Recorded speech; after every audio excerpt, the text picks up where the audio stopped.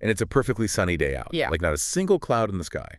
But he goes to his closet, puts on this heavy yellow raincoat, pulls on a pair of rubber galoshes, grabs an umbrella, and then he just walks 8 blocks to a supermarket to buy 6 bottles of bourbon. Which, I mean, that is strange behavior on its own. But the real twist here, the thing that makes it so weird, is that there is actually a liquor store half a block from his apartment with the exact same prices. Right. Oh, and he doesn't even drink. Yeah, exactly. So you have to wonder, like, why on earth is he doing this? Well, the secret is that he was hypnotized. A hypnotist actually gave him a post-hypnotic suggestion to perform this exact, completely bizarre routine at 4 p.m. But the truly fascinating part happens when he gets back to his apartment. So the hypnotist snaps him out of the trance, right?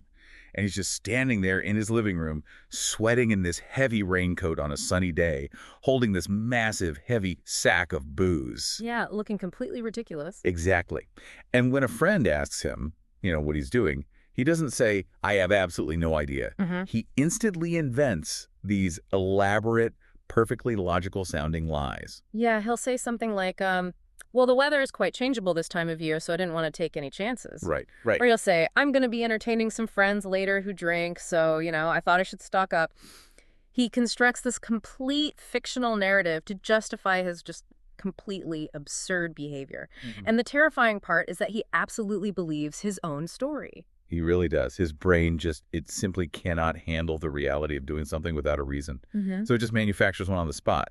And that bizarre little scenario is, it's the perfect entry point for the text we are diving into today. It really sets the stage, yeah. We are pulling insights from the 12th edition of a legendary book called The Social Animal by social psychologists Elliot and Joshua Aronson. And our mission for this deep dive is to sort of expose the hidden forces that dictate our thoughts, our feelings, and our behaviors, often without us ever even noticing. Yeah, and everything in this text really orbits around what we can call Aronson's first law, which basically states, people who do crazy things are not necessarily crazy. Right. The core argument here is that if we want to understand the world, we really have to stop looking at people who do inexplicable things or, people who profoundly disagree with us and just assuming they are fundamentally broken or evil. Because it's so easy to do that. Oh, it's the easiest thing in the world. Yeah. But we have to look at the situational forces and the evolutionary biology that shape, well, all of our minds. Because the Aronsons, they make a very compelling case that we just have a fundamental misunderstanding of how our own brains actually work.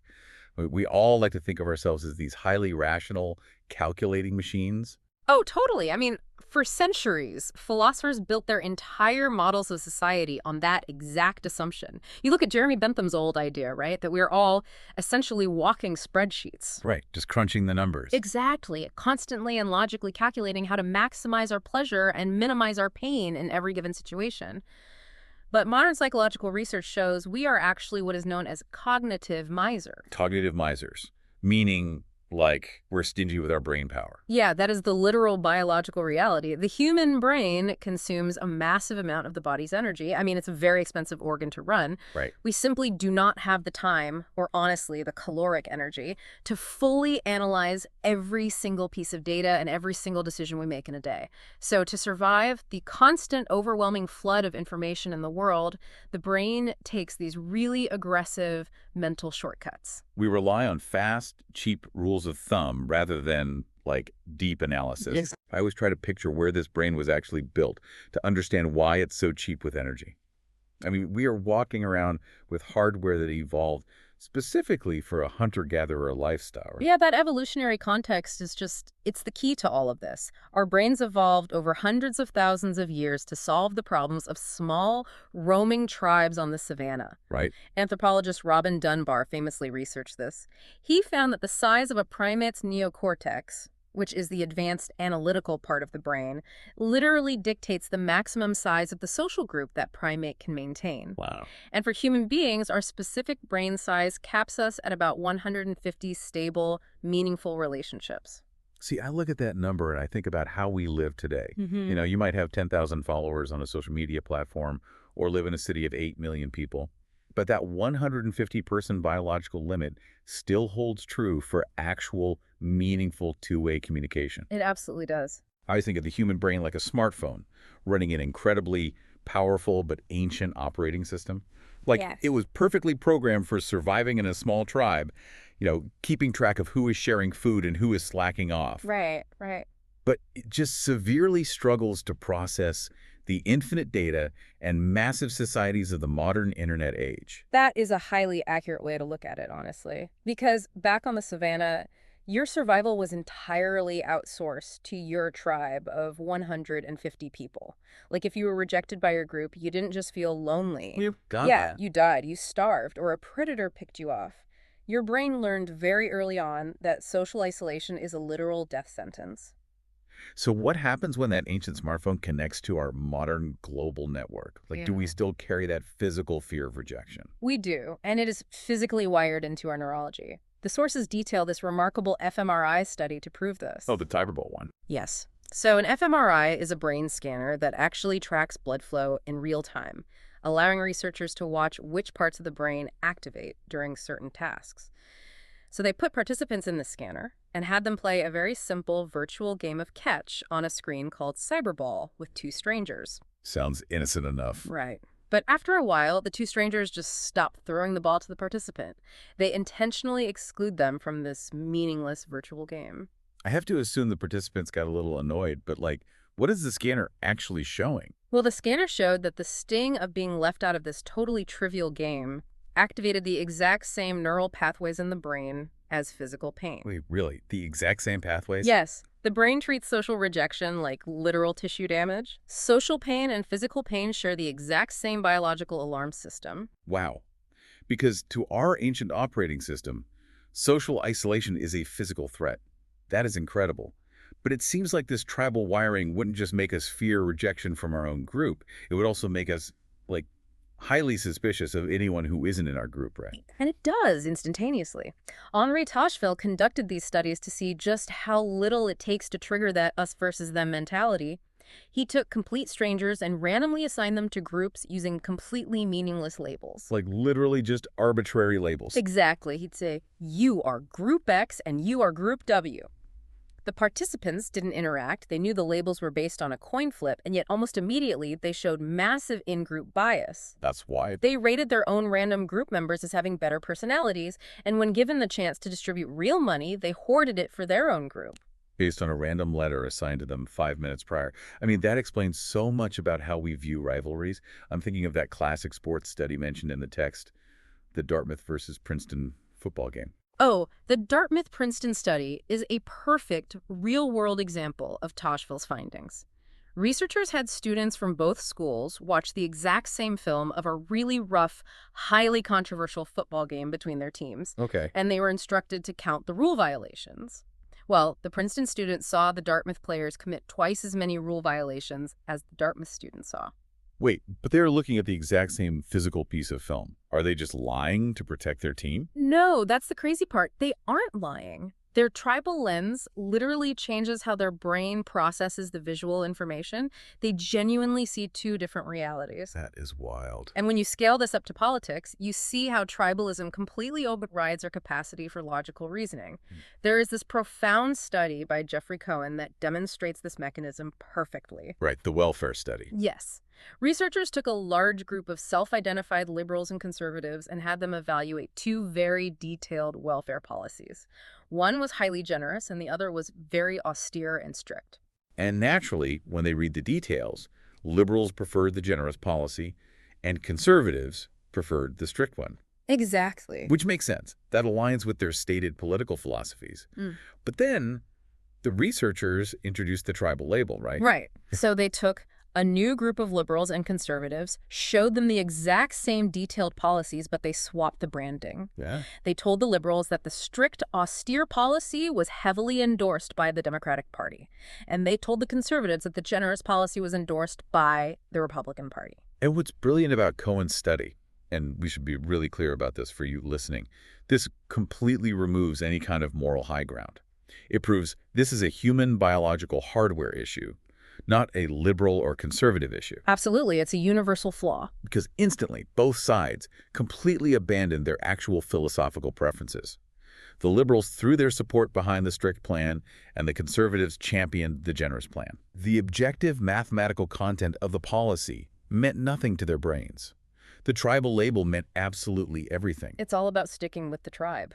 But, I mean, if we are literally wired to do this, if we automatically see the other side as aggressive perpetrators and our side as innocent victims, and we just abandon logic just to agree with our group, are we doomed to be forever polarized? It paints a dark picture, I know. But no, we are not doomed, provided we understand the mechanism at play here. Okay, good. This tribal reflex is fast and automatic because, like we said, it's an energy-saving shortcut. But the human brain also has that advanced neocortex. If we give ourselves the time and the conscious motivation to pause and apply deliberate reason over our automatic impulses, we can override the tribal software. We just have to choose to spend the cognitive calories to do it. Exactly. So we know the brain outsources its safety to the tribe to save energy. But how does this cognitive miser save energy when it comes to just processing everyday facts? Because I feel like I'm constantly tricked by simple things, like buying the wrong food at the grocery store. Well, this is where we get into heuristics. Heuristics are basically the aggressive mental filters the brain uses to make quick guesses about reality. Okay. Because we can't analyze the underlying data of everything we encounter, we use these filters, but they are highly, highly flawed. I always think of heuristics like a car GPS that absolutely insists on taking the fastest highway route, even if that highway is currently on fire. That's a great analogy. It is prioritizing raw efficiency over actual safety or accuracy. Take the egocentric bias, for example. We just naturally assume we are the center of the universe. Yes, this is often called the spotlight effect. Thomas Gilovich conducted a rather cruel but honestly hilarious study on this. Oh, the t-shirt one. Yeah, he forced college students to walk late into a crowded room wearing a highly embarrassing Barry Manilow t-shirt. Oh, wow. And the students were utterly mortified. When asked later, they estimated that at least half the room was staring at their embarrassing shirt. But researchers were tracking the room, and in reality, only about 20% of the people even registered it. Which is just so funny.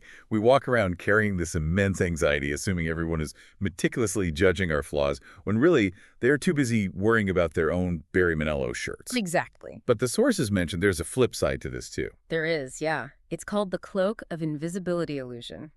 Just as we overestimate how much people notice our flaws, we overestimate how much we observe others. Yeah.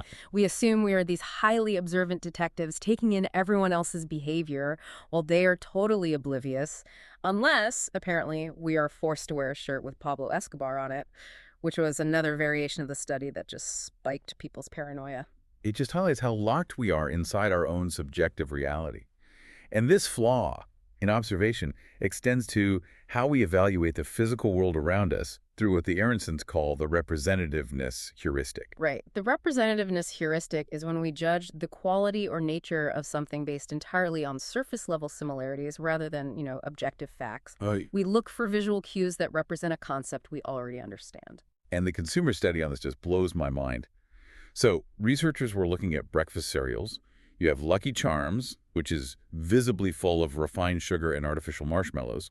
And then you have a cereal branded 100% natural granola, which comes in a nice earthy box and sounds incredibly healthy. Yeah. And they fed these two diets to young, growing rats whose nutritional needs and metabolic responses are actually very similar to humans. And the biological outcome was staggering.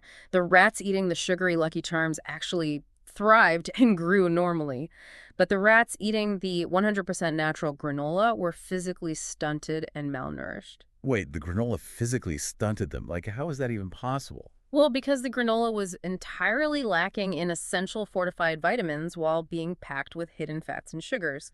But as consumers, we don't naturally burn the cognitive calories to read the complex nutritional data in the fine print. No, nobody does that. We look at the earthy, wood green packaging with the word natural on it, and our visual shortcut just fires off.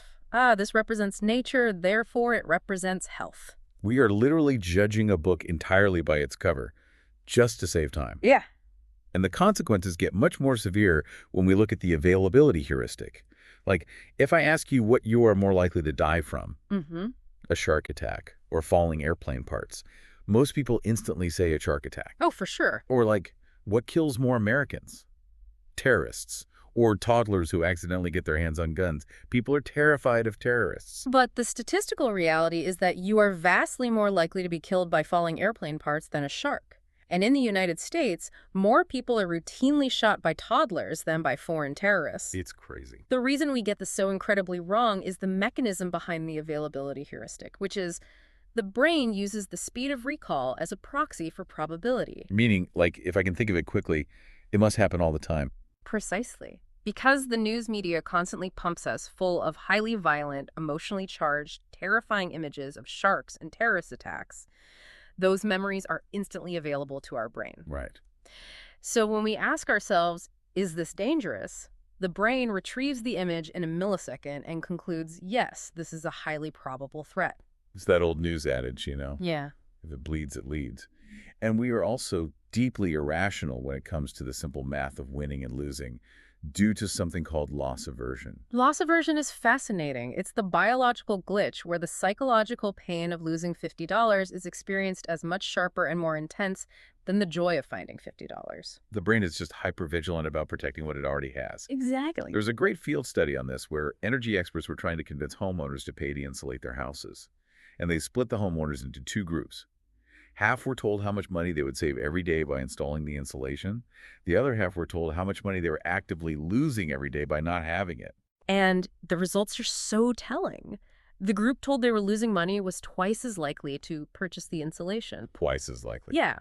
And it is the exact same mathematical equation, the exact same amount of money changing hands. But framing the transaction as a continuous loss triggers that evolutionary alarm bell. The brain just screams, stop the bleeding. So our perception of the present is just incredibly flawed. We filter out the truth to save energy.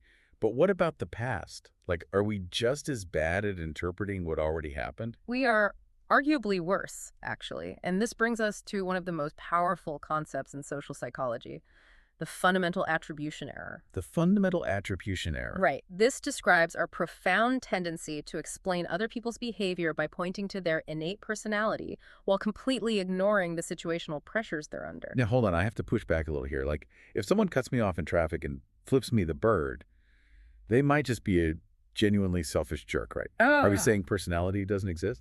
No. Personality certainly exists. But the brain heavily over-indexes on it because it is cognitively cheaper. Oh, right. Energy saving. Exactly. To understand why someone cut you off, you would have to analyze 100 invisible variables. Are they late for the hospital? Did they not see you? Is their car malfunctioning? That takes immense processing power. Yeah, nobody signed for that. It is much faster and cheaper to just say, that person is an evil maniac. And we proved this with the famous quiz show study. Right, the game show one. So the researchers set up a fake game show. They brought in participants and randomly assigned them to be either the questioner or the contestant by literally flipping a coin right in front of them. Yep. The questioners were told to write 10 incredibly difficult questions based on their own obscure, highly specific personal knowledge. So they're asking things like, what was the name of my childhood dog? And obviously, the contestants struggled to answer them. Right. And then the researchers had neutral observers who watched the coin flip and knew the game was completely rigged in the questioner's favor rate the general intelligence of both people. Hey. The observers universally rated the questioner as vastly smarter and more knowledgeable than the contestant. Even though they saw the coin flip, like they knew it was rigged. Even though they knew the situation dictated the outcome, the observers' brains simply couldn't override the visual evidence of one person knowing all the answers and the other person struggling.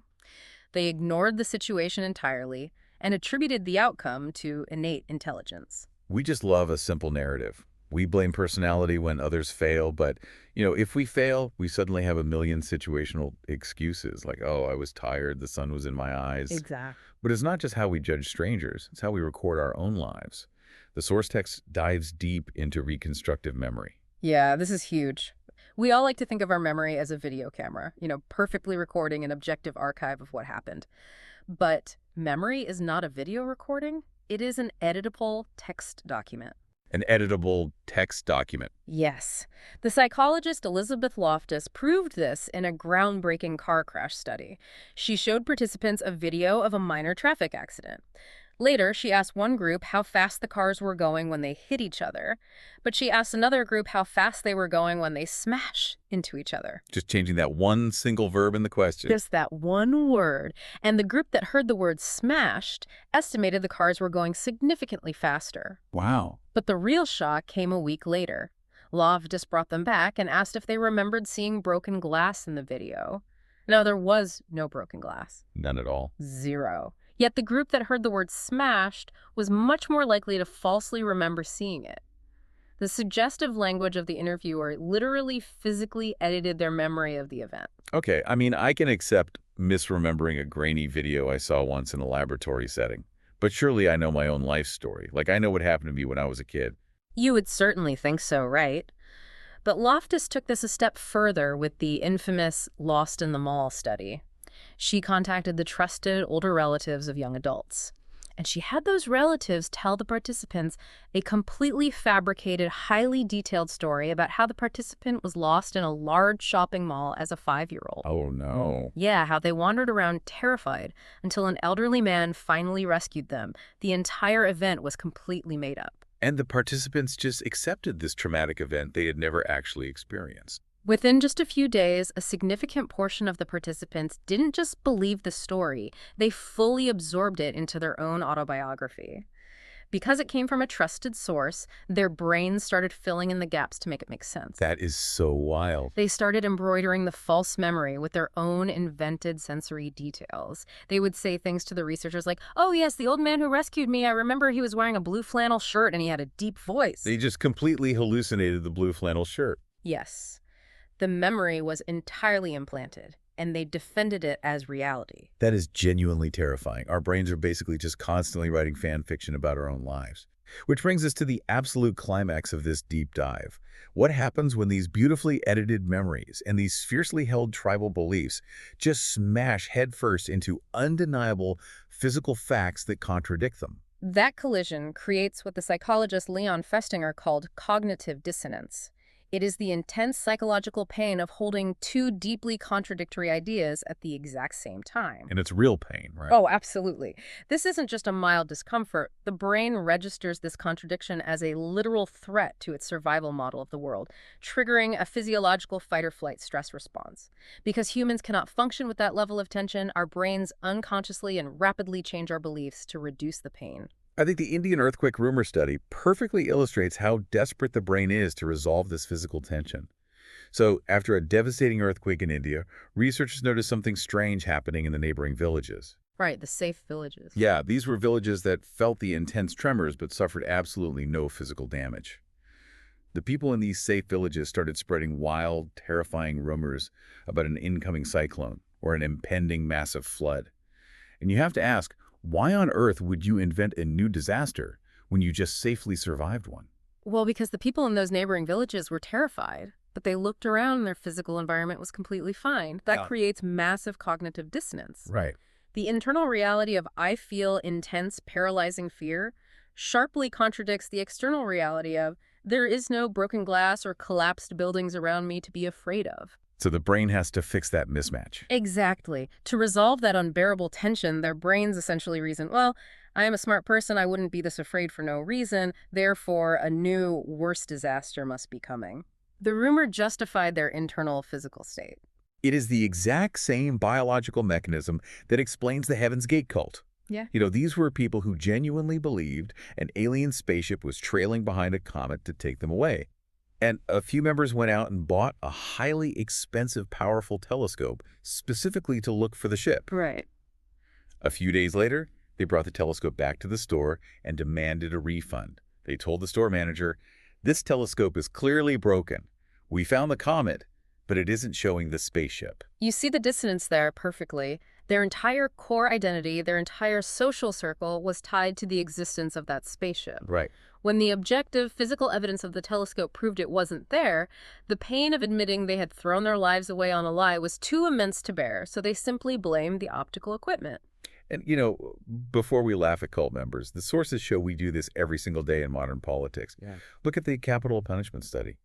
Researchers took two groups of people, those who strongly favored the death penalty and those who strongly opposed it. And they gave both groups the exact same packet of mixed, complex scientific evidence about whether the death penalty actually deters crime. Now, if human beings operated like Jeremy Bentham's rational calculators, both sides would read this mixed evidence, realize the issue is incredibly complex, and their extreme views would moderate and move closer to the center. That's what you would expect. But Festinger's dissonance theory predicts the exact opposite reaction. And dissonance theory was right. Yeah. They read the exact same data, and they fiercely clung to the single paragraph that supported their pre-existing side, while completely trashing all the opposing evidence as flawed, biased, junk science. Right. After reading the exact same packet of information, both sides became more extreme and more polarized. It's incredible. I just have to ask the ultimate question here. Why? Like, why is it so profoundly difficult for a human being to simply look at contradictory evidence and say, you know what, I was wrong? Because admitting you are wrong threatens the ego, and by extension, your place in the tribe. Our brains are desperately, constantly working in the background to protect our self-concept as a smart, rational, good member of the group. It all comes back to the tribe. It always does. To admit we were completely wrong about a core belief is to admit we might be foolish, or that we might not belong. And remember, this entire process of dissonance reduction, the filtering, the memory editing, the justification, happens entirely unconsciously. We don't even know we're doing it. We don't. We genuinely feel like we are just being highly rational people looking at the facts. So let's bring this all together for you listening. The major takeaway from the Aronsons' work is that your brain is not broken. It is a highly efficient, fine-tuned survival tool.